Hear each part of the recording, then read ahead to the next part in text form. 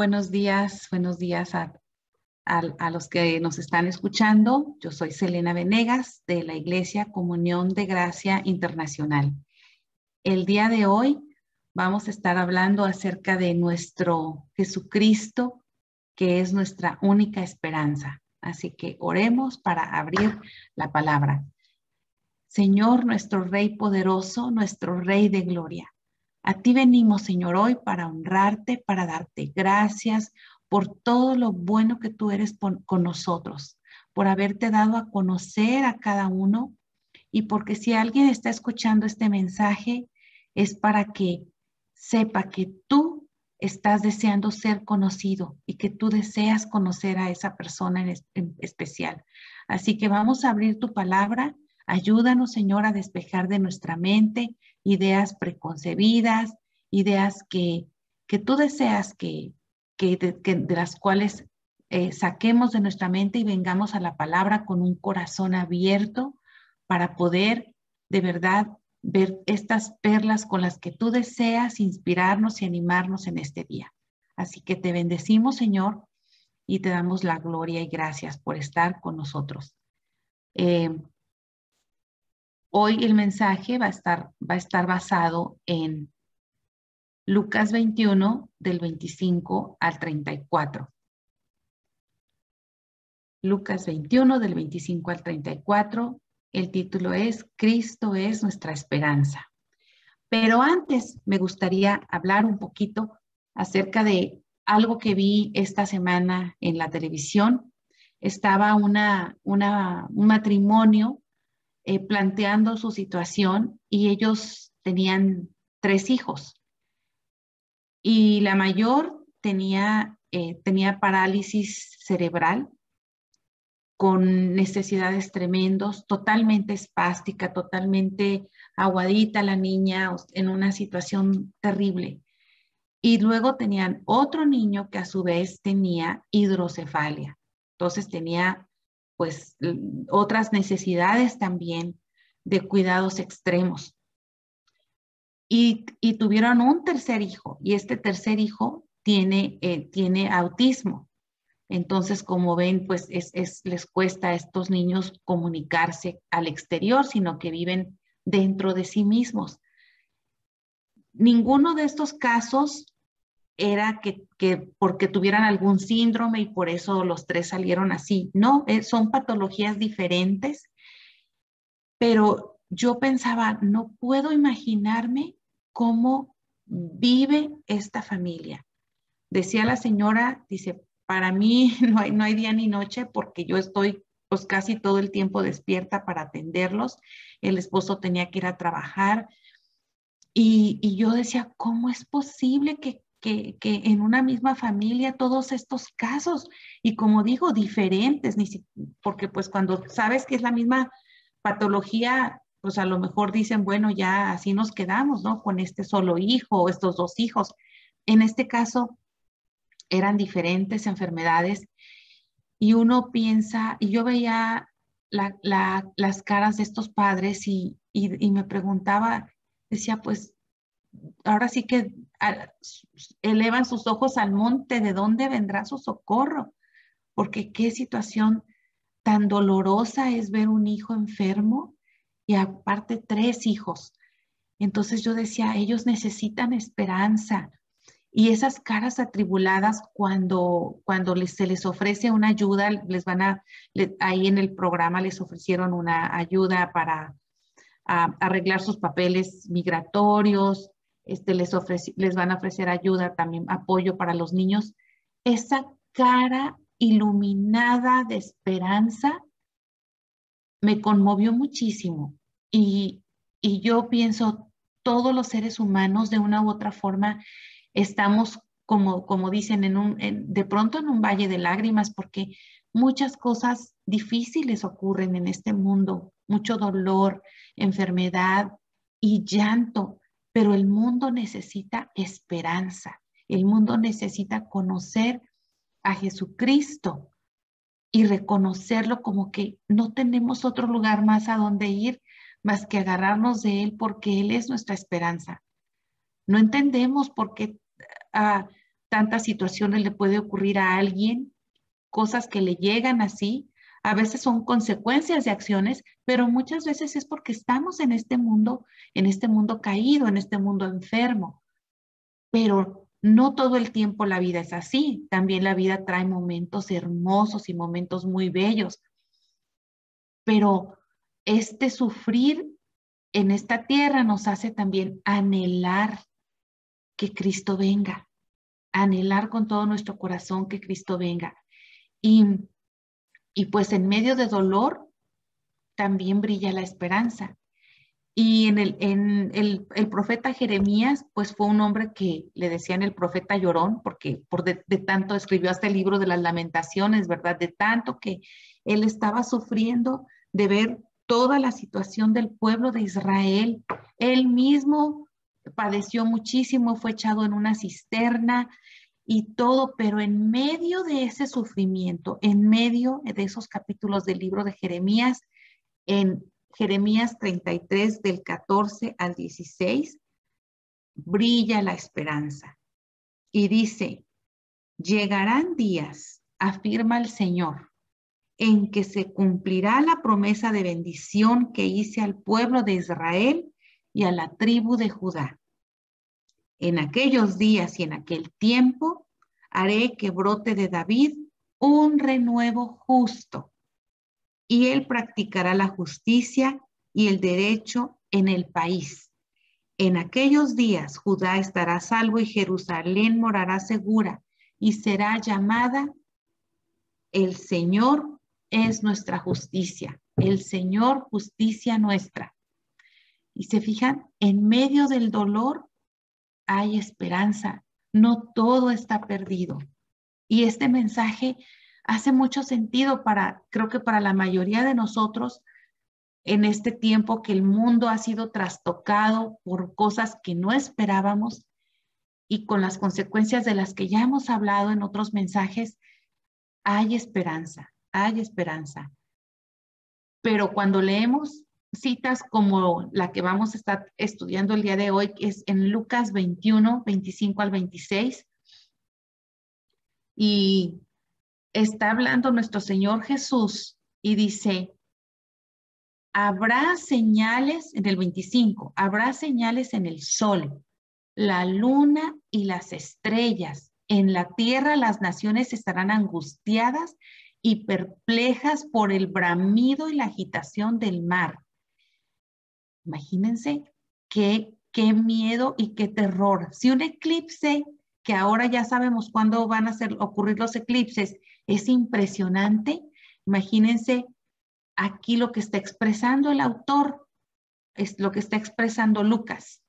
Dice, se desmayarán de terror los hombres, temerosos por lo que va a sucederle al mundo, porque los cuerpos celestes serán sacudidos. Y pues estos versículos, esta lectura ha provocado pues muchas conjeturas, muchas opiniones, muchas interpretaciones sobre lo que quiere decir. Pero un estudio detallado pues nos va a decir que esta escritura, acordémonos que la Biblia tiene muchos géneros literarios y tiene mucho sentido figurado. Este es el caso. Este es un sentido figurado para expresar más que eventos que van a ocurrir, para expresar sentimientos. Lo que va a suceder se va a sentir como si el mundo se desplomara, como si el mundo se fuera a acabar, va a causar grande conmoción. ¿A quiénes? Aquí estaba hablando nuestro Señor Jesucristo, estaba hablando de la destrucción del templo de Jerusalén, el segundo templo, un templo enorme, majestuoso, tan era así que toda la vida del pueblo de Israel giraba en torno al templo. Todo se trataba acerca del templo, llevar las ofrendas, llevar los diezmos. Cuando tenían que dirimir alguna cuestión, iban también al templo, iban a orar, iban a adorar. También cuando pecaban, pues iban también a expiar ahí sus faltas, cuando iban a presentar a los niños, cuando se casaban, cuando alguien se moría. toda la vida de Israel giraba en torno al templo, porque ahí habitaba la presencia de Dios. Entonces, Jesús les está diciendo, va a llegar un momento en que se va a oscurecer el cielo y va a parecer como que el mundo se va a acabar para ustedes. ¿Sí? Entonces ahí Jesús está hablando en estos versículos acerca de la destrucción de este templo majestuoso y enorme. O sea, la vida como la conocen ustedes, pueblo de Israel, no volverá a ser la misma. Toda aquella institución con la que ustedes viven no existirá más. Ya no va a existir el templo. Ahora, ¿qué van a hacer cuando ya no esté el templo? En otras palabras, les está diciendo y les está advirtiendo de que va a venir esta situación terrible. Así que Lucas es el autor del libro donde están registradas estas palabras de Jesús. Recordemos que Lucas era de profesión médico y él era una persona sumamente metódico y detallado, pues dado a su profesión. Entonces, él escribe este libro mayormente para gentiles que ya eran seguidores de Jesús. Entonces, en una parte les dice, este libro está les dice en el libro de los Hechos, que también es de la autoría de Lucas, se escribió todo esto para que ustedes que ya han aprendido acerca de Jesús no tengan dudas. Es para darles seguridad que de lo que han creído acerca de Jesús es verdad. Entonces, está hablándole a una audiencia también gentil. Y esta historia de Jesús que Lucas escribe es altamente cronológica. Él se dedicó a investigar concienzudamente, a ir a ver a personas que todavía estaban vivas, que habían visto a Jesús y todo, y se dedicó a escribir y hacerlo, pues probablemente no de manera exacta, pero lo más cronológicamente seguro posible. Así que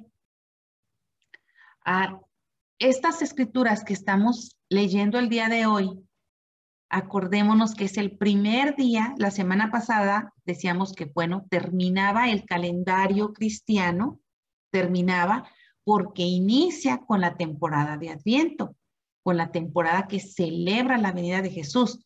Y uno dice, pues, ¿cómo estamos leyendo estas escrituras de esperanza y de Adviento? O sea, estas escrituras en la temporada de Adviento, si son escrituras que predicen situaciones terribles y difíciles, pues porque precisamente la necesidad del mundo es la necesidad de que Jesús viniera y Él es la esperanza para toda la humanidad. Así que hoy es el primer domingo de Adviento. Ya estamos cerca de la temporada donde celebramos el nacimiento, la venida de nuestro Señor Jesucristo. Así que el Adviento es una época de esperanza. Y cada domingo que vamos a estar escuchando estos mensajes, recordémonos que estamos esperando una espera expectante, una espera activa y emocionante. Estamos esperando la venida de nuestro Señor Jesucristo. Así que vamos a ver en este mensaje qué nos dice Lucas 21 acerca de Jesús. ¿Qué nos dice acerca de nosotros como pueblo de Dios y qué nos dice a cada uno en lo individual? Así que vamos a estar hablando de estos tres aspectos que nos muestra Lucas 21. Así que el primer aspecto es ¿qué nos dice sobre Jesús? Y normalmente nosotros a lo mejor llegamos a la escritura, a leer y decir, ¿cómo se aplica esto para mí? Y está bien, pero lo primero que tenemos que hacer cuando nos acercamos a la escritura es, ¿qué nos dice esta escritura acerca de Jesús? Así que vamos a analizar un poco quién es Jesús en estas escrituras, qué nos dice acerca de él. Así que tenemos nuevamente esta escritura, dice, Habrá señales en el sol, la luna y las estrellas. En la tierra las naciones estarán angustiadas y perplejas por el bramido y la agitación del mar. Se desmayarán de terror los hombres, temerosos por lo que va a sucederle al mundo. Está sucediendo ahí en el templo de Jerusalén, pero ellos no saben qué está pasando en el resto del mundo, pero el mundo, su mundo como lo conocían, está siendo destruido.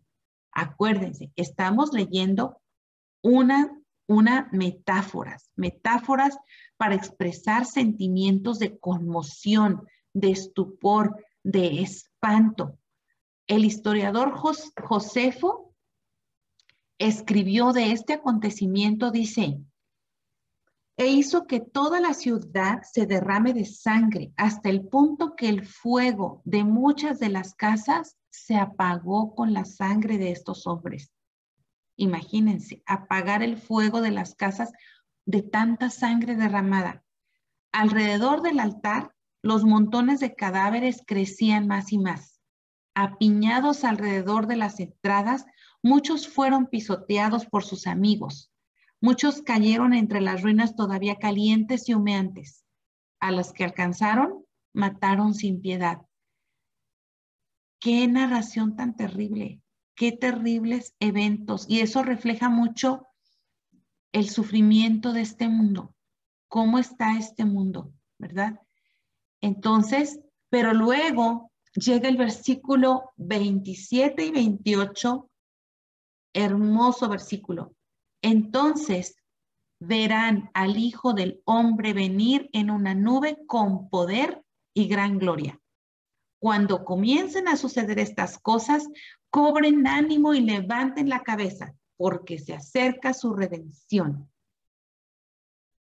Está muy opuesto, ¿verdad? El mensaje de los dos versículos anteriores y luego sigue esto. Por eso es que muchas personas dicen, es que,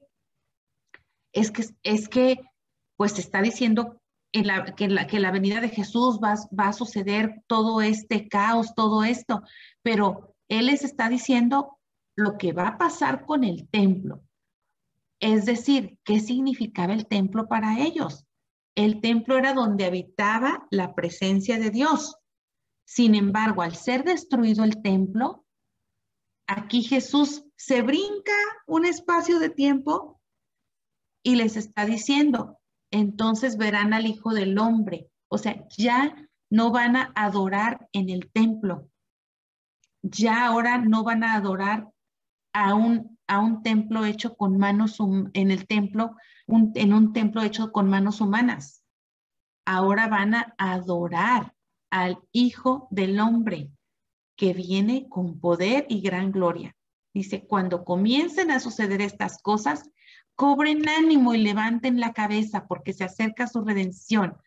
Así como vi la cara yo de esta mujer de la que les platicaba con estos hijos cuando le dicen, los vamos a apoyar, los vamos a ayudar, vamos a hacer esto por ustedes, vamos a hacer, era una cara impresionante, o sea, en medio de las lágrimas era una esperanza que nació en ella.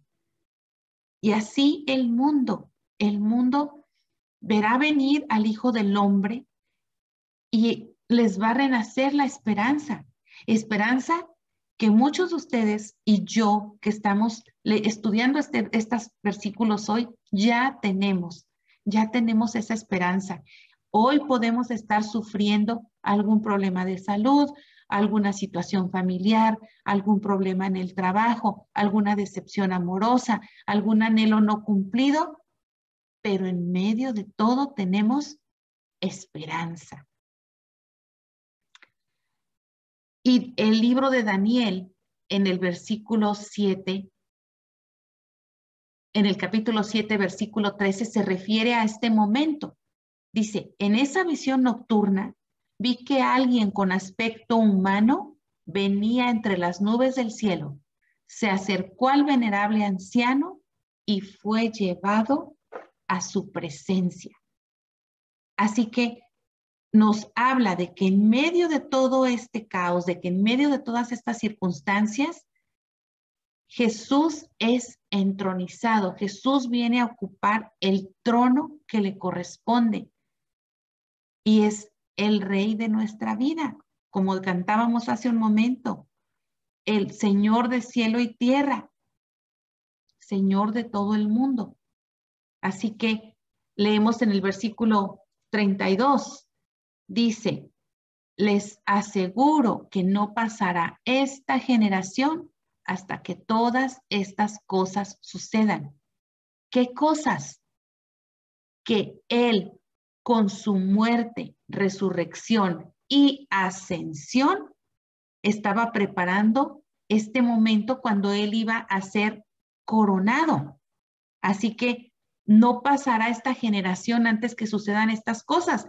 Y muchas personas dicen, bueno, pues es que Jesús no viene y Jesús no viene, ¿cómo que no pasará esta generación? O sea, les está diciendo, no pasará esta generación antes de que pase la destrucción del templo, pero donde yo también ya habré ascendido y seré coronado. Ahora yo soy la conexión entre ustedes y Dios, la conexión entre Dios y la humanidad.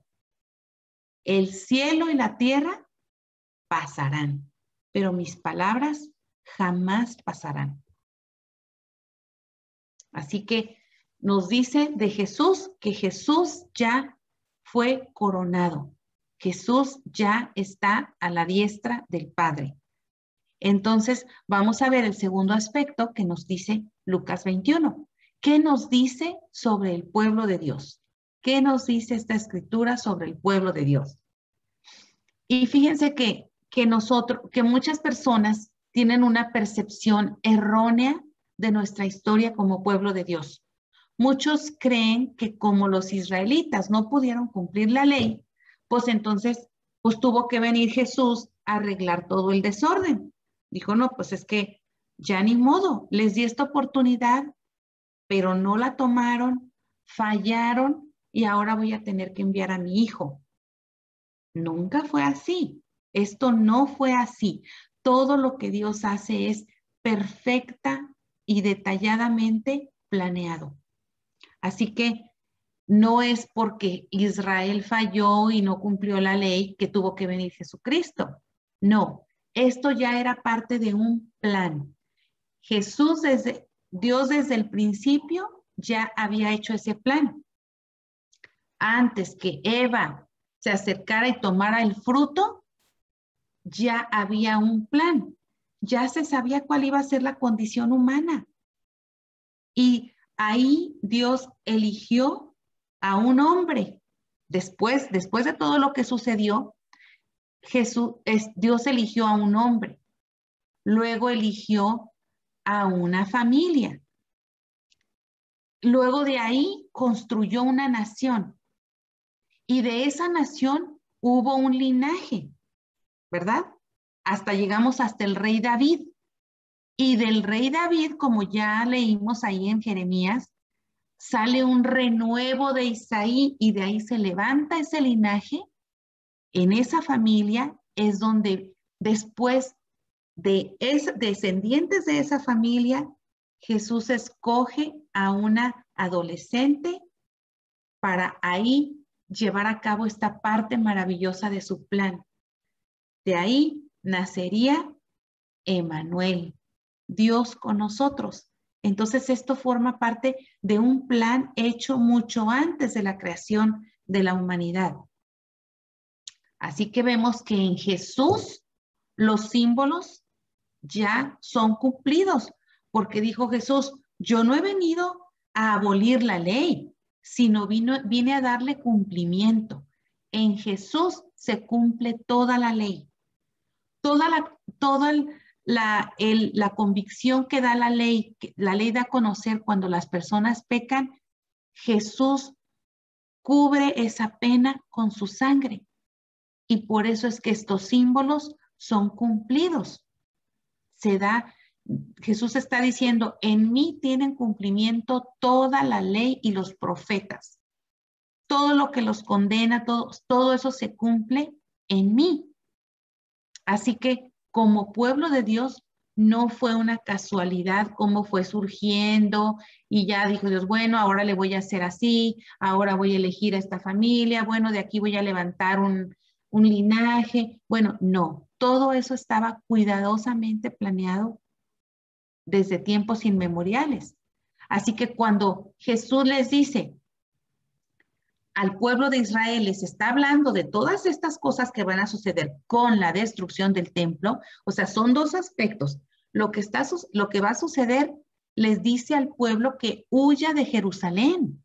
Les dice, entonces los que estén en Judea, es muy claro, en Judea, huyan a las montañas. Los que estén en la ciudad, salgan de ella. Y los que estén en el campo, no entren en la ciudad. Porque Jesús sabía toda esa carnicería que iba a tener lugar. Y les dice, huyan, porque este templo hecho de manos humanas quedará en nada. Pero yo soy el verdadero templo. Yo soy el templo. Así que vendrán días en que me van a adorar en espíritu y en verdad. Así que estas escrituras son para estar explicando Jesús el mundo como lo conocen, las instituciones religiosas, las instituciones políticas, va a desaparecer. Y yo sé que muchos de nosotros recordamos, por ejemplo, este acontecimiento de las Torres Gemelas, ¿verdad? El 9/11, inolvidable acontecimiento donde el centro que representaba el poder del país en ese tiempo más poderoso del mundo fue destruido, causando conmoción. Para esas personas, claro que se acabó el mundo en ese día. El mundo se acabó, el mundo como lo conocían. Miles de familias se vieron afectadas por esta circunstancia tan terrible. Así que Jesús nos está recordando, este mundo no es para siempre. Este mundo no es tu hogar. Las instituciones que tú conoces, no te aferres a ellas, porque nada van a hacer cuando yo venga. Todo esto va a desaparecer, este concepto de instituciones, de gobiernos y todo que nosotros tenemos. Nada es para siempre en este mundo. Así que como pueblo de Israel nos está diciendo, Dios, no te aferres a este mundo. Todo lo tengo yo planeado. Todas tus circunstancias en las que estás ahorita, yo las conozco. Y ya tengo planes para ti, para darte un futuro y una esperanza. O sea, nos está hablando así como en global, Dios tiene planes para nosotros. Entonces, estamos en este mundo, pero no somos ciudadanos de este mundo. ¿Y qué nos dicen estas escrituras a cada uno de nosotros en lo individual? ¿Qué nos dicen? Ahora sí, ya vimos. ¿Qué nos dice acerca de Jesús esas escrituras? ¿Qué nos dicen acerca de nosotros como pueblo? Y ahora vamos a ver qué nos dice sobre nosotros. En el libro de Apocalipsis también hay este tipo de escrituras. Es un género literario que se llama apocalíptico, en el cual se habla mucho a base de símbolos, metáforas y figuras literarias. Recordamos que la palabra apocalipsis significa revelar o descubrir. Y de hecho en algunas Biblias dice revelación. Entonces aquí nos está diciendo, Apocalipsis nos dice, nosotros somos hermanos unos con otros desde antes de la fundación del mismo y somos parte del plan de Dios. Ese es el mensaje de Apocalipsis, el mensaje que estábamos viendo la semana pasada. Pero entonces viene el versículo 34 de Lucas 21 y nos dice, tengan cuidado, no sea que se les endurezca el corazón por el vicio, la embriaguez y las preocupaciones de esta vida. De otra manera, aquel día caerá de improviso sobre todos ustedes. Es una advertencia, dice, de alguien que nos conoce, de alguien que conoce nuestra condición humana.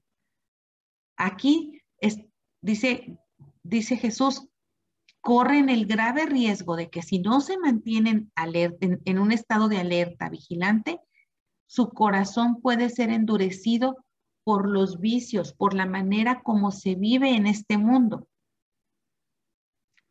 La embriaguez puede ser una embriaguez literal, ¿verdad? Una embriaguez con vino, o puede ser la embriaguez de querer vivir todos los placeres de este mundo y enfocarnos tanto en vivir bien y en vivir con los placeres de este mundo, que entonces también nuestros sentidos o nuestra conciencia, como dice en otra parte la palabra, puede llegar a ser cauterizada. Y esa es advertencia. A muchos de nuestros hermanos les ha ocurrido. Por eso dice, manténganse vigilantes. Entonces, las preocupaciones de la vida, también esas nos pueden distraer de lo que realmente, de ese tiempo, de pasar tiempo con Dios, de conocerlo más cada día, de estarlo viendo actuar, de trabajar junto con Él. Las preocupaciones de esta vida. Y todos tenemos esas preocupaciones de esta vida, ¿verdad? De nuestra subsistencia, de proveer los alimentos, de cocinarlos, de limpiar, de ir a nuestros empleos, de hacer esto, de hacer aquello.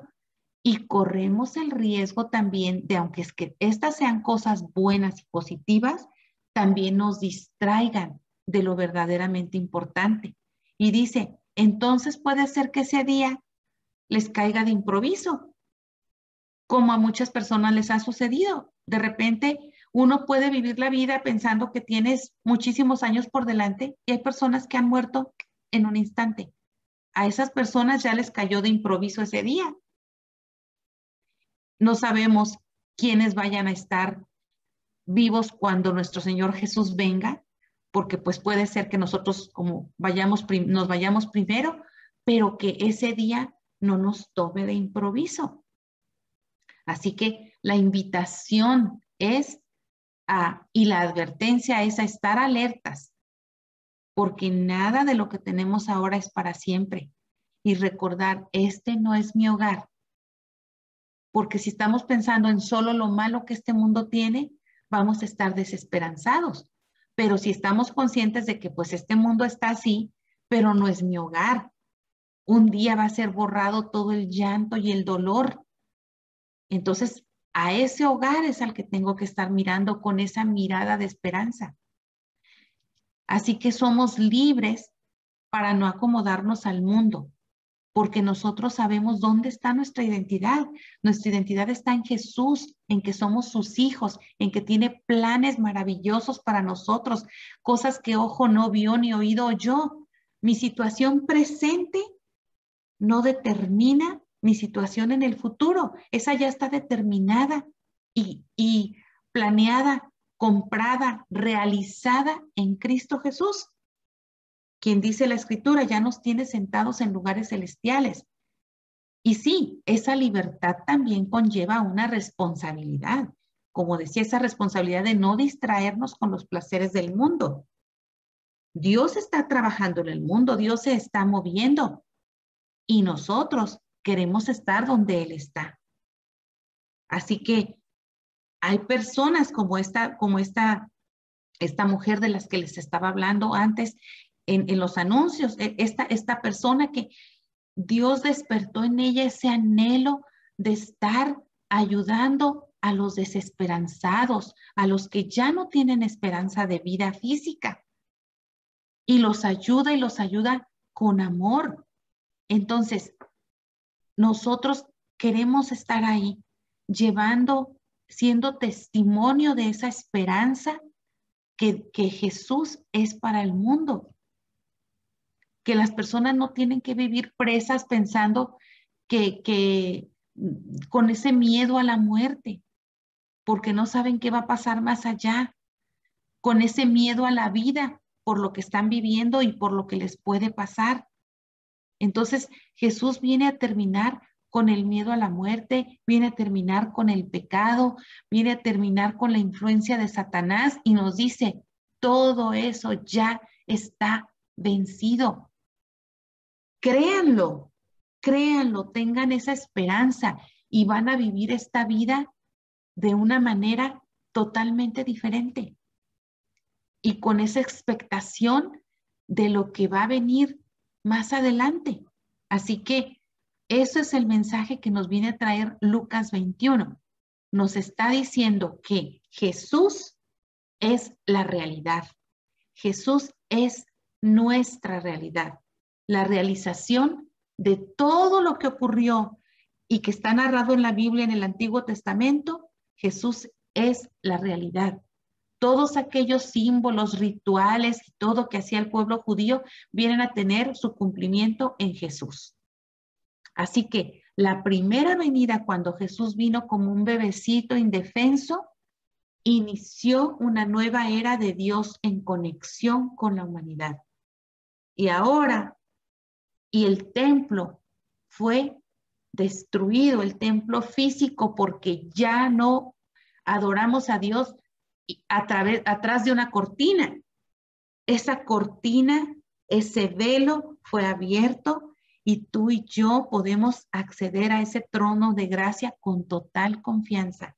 Y ahora podemos adorar a Jesús en espíritu y en verdad. Así que, qué bendición, hermanos, Jesús es nuestro todo. Es nuestro todo, es nuestra esperanza de gloria. Y así como dice esta frase, que es una de mis frases favoritas, que escribió Alejandro Dumas en una novela del Conde de Montecristo, dice: toda la sabiduría humana consiste en confiar y esperar. Confiar en que Dios tiene planes para mí, en que conoce todas mis circunstancias, que está actuando en las circunstancias, y en Él espero. En Él está mi esperanza. Señor Jesús, qué agradecidos nos sentimos, Señor, de saber que este mundo que está lleno de sufrimiento, pero también de cosas hermosas, y en medio de todo ello tú nos dices: no se distraigan, no se distraigan, no se pierdan en los placeres de este mundo. Estén conociéndome, estén donde yo estoy. Háganse socios conmigo, y es lo que queremos hacer, Señor Jesús. Pedirte que tú abras nuestros ojos espirituales para no perdernos y para poder ver dónde es que tú deseas que nosotros estemos, en qué podemos emplear esta vida física, este tiempo que tú nos has dado para estar aquí, Señor Jesucristo. Así que en ti esperamos, en ti confiamos y te amamos. Gracias, Señor Jesús, por todo lo que has hecho, lo que estás haciendo y lo que harás. En tu nombre oramos. Amén.